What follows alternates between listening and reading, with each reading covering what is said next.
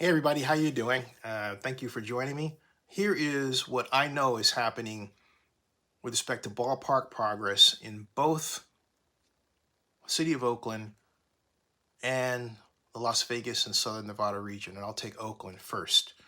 The big problem in Oakland is, as I've said before, that the city of Oakland established the funding mechanism, or was supposed to be the funding mechanism from both the city's initial point and perspective and the athletics, SB 293, which forms a legislative seat for the use of what we call in the California parlance Enhanced Infrastructure Financing District legislation.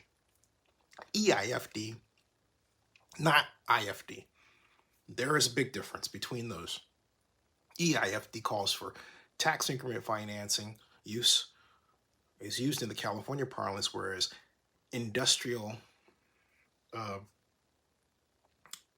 was enhanced industrial development financing versus industrial development financing. There's a gigantic difference. Enhanced because it's enhanced by the use of tax increment financing. So that's why it's called Enhanced Infrastructure Financing District legislation. All right? Infrastructure Financing District legislation around the country, I'm taking a momentary aside before I come back home, simply refers to the use of tax revenues and fees generated by the project and projects toward a bond issue and toward the provision of services and amenities as per agreement with the municipality. All right? So you have EIFD in the California parlance and then IFD. Keep that in mind because a lot of people in the Oakland discussion use those interchangeably and it's very sloppy. All right. But that is a window into the larger problem. Oakland, upon passing the Howard Terminal version of Enhanced Infrastructure Financing District legislation called SB 293 Skinner, which is signed into law by California Governor Gavin Newsom in October 11th of 2019, should have immediately met with the County of Alameda, not waited until Major League Baseball Commissioner Bob Manfred said on the 27th of March of 2021, hey, Oakland, what's going on with our progress with the A's ballpark? Because you're telling us we're not going to see a ballpark until 2027. And since that's the case, we're going to look at Las Vegas. All right? That's how we got there. Because the city, as Oakland Mayor Libby Schaaf said to me in my interview with her last year and on a number of occasions, doesn't understand tax increment financing, or as she put it, redevelopment, which really means the use of tax increment financing, but also how to properly implement it. Like, for example, if you're going to designate an area, you immediately work with the county and you immediately establish the meetings. And then in Enhanced Infrastructure Financing District law, you first establish your your public financing authority, and then the Public Financing Authority authorizes the writing of the infrastructure financing plan. That process alone takes about 6 months to a year. That should have happened. That should have immediately have been done or started November of 2019. So let's figure this out real quick. We've got November 2019, November 2020, November 2021, November 2022. That's, depending on your case, 3 or 4 years. Let's say 4 years. All right? And now we're into 2023. So, even if the city works out its disagreement regarding financing, it's still, in terms of what the A's get versus what the city gets, which is really ridiculous if you actually read SB 293 Skinner, it still has to go through that process I just described if it actually wants to float a bond issue using tax increment financing. So yeah, they have an automatic delay they haven't even considered and no one else talks about and everyone else seems to forget. because they don't understand the process.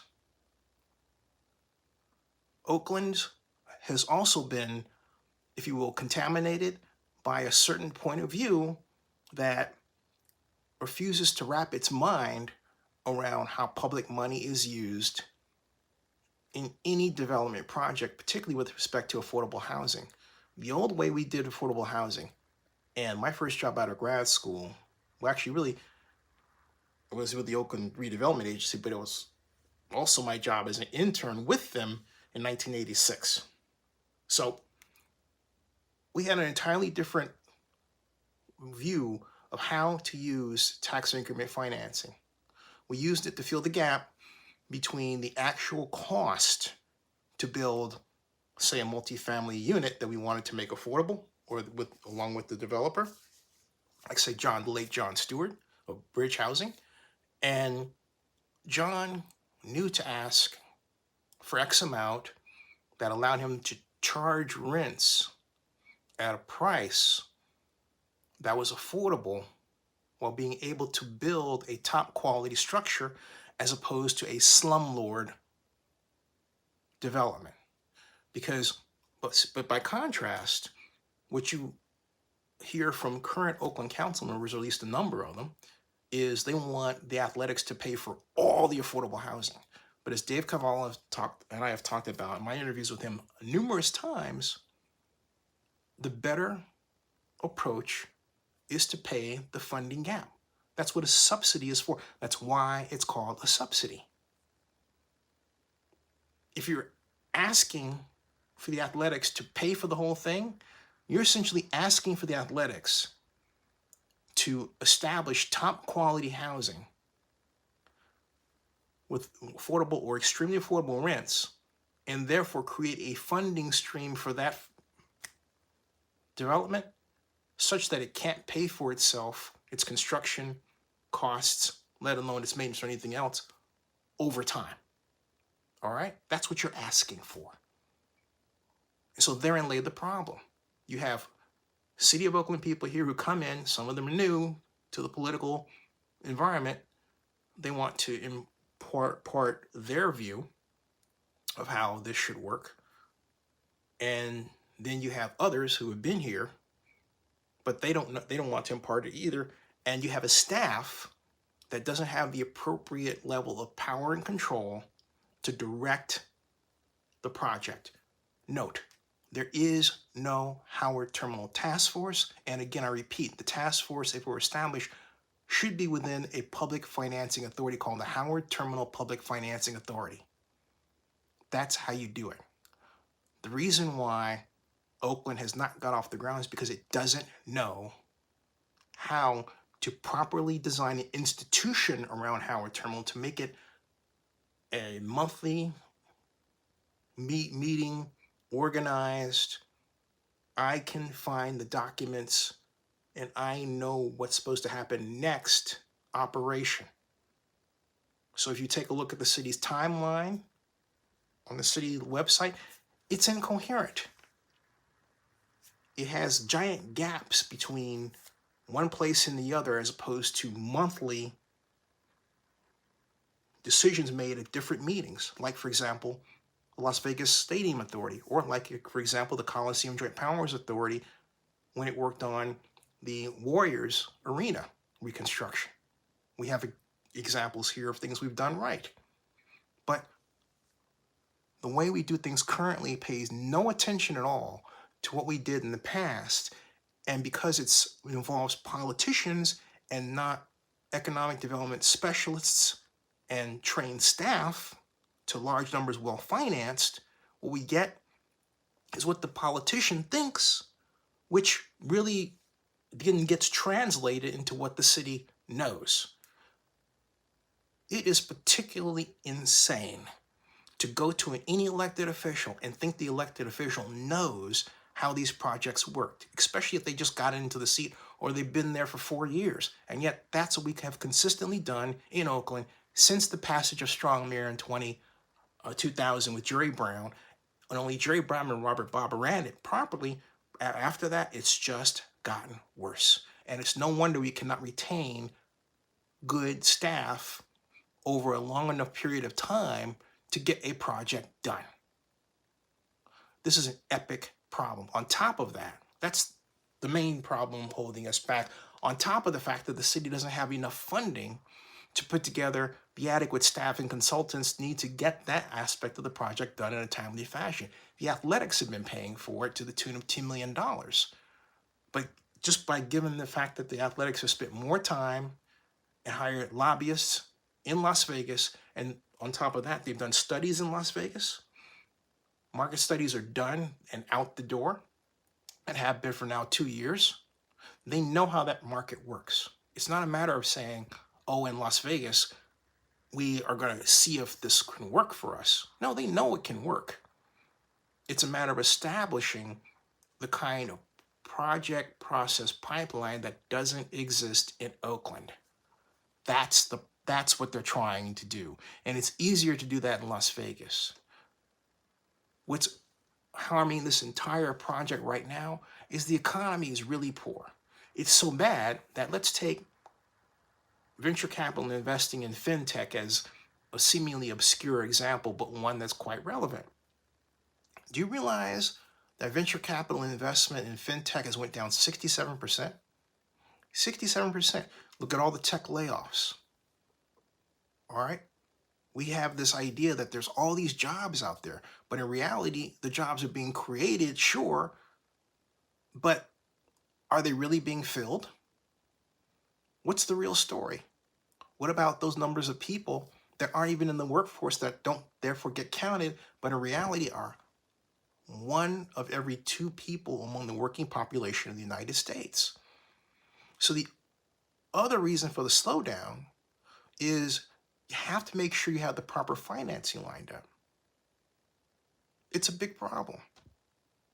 And in the Oakland parlance, you can't say, well, they figured out the subsidies and everything. They haven't. They have not figured that out with respect to what the ballpark is eventually was going to cost, because they don't even have completed drawings for the ballpark in the athletics context in Oakland. Okay? They haven't finished the drawings. They're not done. Primarily for monetary reasons, primarily because they are looking at the timeline and saying, we can't get anything done in Oakland. And then in the Oakland context, you have elected officials that are thinking about how they're going to get out and on to their next job. Take District 1 Councilman Dan Callum, who announced that he's running for California Assembly. Well, we have an unfinished set of things in Oakland, don't we? We have a giant homeless problem not solved. We have infrastructure problems that are enormous. We have affordable housing problems that are enormous, but he wants to take off to the assembly. What does that mean? It means that that's 1 more elected official we lose in an over-politicized structure around Howard Terminal, where every elected official feels like they have to come in and sort of, treat it like they're dogs near a fire hydrant. The number 1 problem is that Oakland has taken this project, and because they didn't understand how to implement it, they allowed the politics to catch up to it and contaminate it. It is going to take years, if the athletics decide to stay and make this project work, to get it done beyond 2027. Because right now, by my estimation, because of the way the city is slowed around in this in Oakland parlance, you're looking at 2029 for a ballpark. That's how bad it is. The A's do not have completed drawings. That's why you have this situation with the EIR court that came out during the whole discussion regarding the wind issue. They don't know how tall the thing is going to be. Do you? No. Okay? It is irresponsible for the city of Oakland to have so many unknowns this far into a project that should have been at the point where the drawings are completed, all entitlements are done, and all legal issues are settled. But we don't have a project czar. We don't have somebody like a Kent Sims when he worked on Mission Bay in San Francisco, even though it had its issues. We don't have a Dan Doctoroff in New York. We don't have an Elizabeth Hollander in Chicago when she was over the construction and the conception of the Harold Washington Library Center, one of my favorite buildings around the world. A game changer for the South Loop of Chicago. All right. This is economic development, folks. I can go on and on and on. And you need non-political practitioners who went to school to do economic development and planning over this. You don't need politicians. You don't need the mayor talking about it or any council member. This has gone too far, and the Oakland parlance, it has become absolutely insane. And people who are in the media business can help by talking to those practitioners rather than just simply echoing what the politicians say, because the politicians don't know. So it becomes the blind leading the blind, and that's exactly where we are right now.